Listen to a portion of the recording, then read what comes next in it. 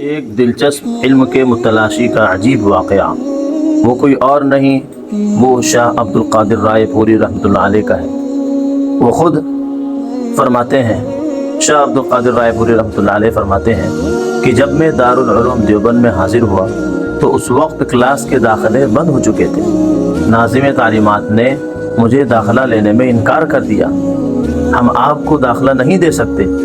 میں نے ان سے گزارش کی، منتیں کی کہ حضرت آخر کیا وجہ ہے کہ آپ مجھے کیوں نہیں لے رہے ہیں؟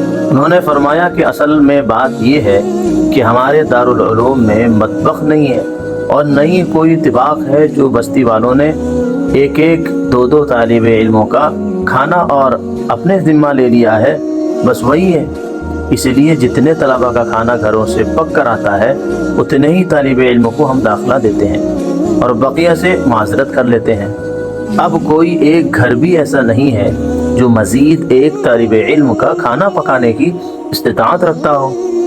حضرت رائے پوری رحمۃ اللہ علیہ فرماتے ہیں کہ میں نے کہا کہ اگر کھانے کی ذمہ داری میں اپنی خود میں خود لے لوں، کیا میں پڑھنے کے لیے آپ مجھے درسگاہ میں بیٹھنے کی اجازت دے سکتے ہیں؟ انہوں نے فرمایا، ناظم تعلیمات نے فرمایا تو ٹھیک ہے، کوئی بات نہیں۔ اس طرح ان کو مشروط داخلہ مل گیا۔ حضرت فرماتے ہیں کہ میں سارا دن طلبہ کے ساتھ بیٹھ کر پڑھتا رہا، رات کو تکرار کرتا رہا، اور جب طلبہ سو جاتے تو میں اساتذہ کی اجازت کے ساتھ دارالعلوم سے باہر نکلتا، بستی میں سبزیاں فروخت کرنے والے کے دکان کی طرف جاتا، جو سبزی یا فروٹ کی دکانیں ہوتی تھیں اس وقت، تو میں وہاں کو جاتا تھا۔ اس وقت تو وہ دکانیں بند ہو چکی ہوتی تھی۔ جب میں ان کے سامنے جاتا تو مجھے کہیں سے آم کے چھلکے ملتے، تو کہیں سے خربوزے کے چھلکے ملتے، تو کہیں سے کیلے کے چھلکے ملتے، تو میں انہیں وہاں سے اٹھا کر لاتا اور دھو کر صاف ستھرا کرتا اور پھر کھا لیتا۔ میرے 24 گھنٹے کا یہ کھانا ہوتا تھا۔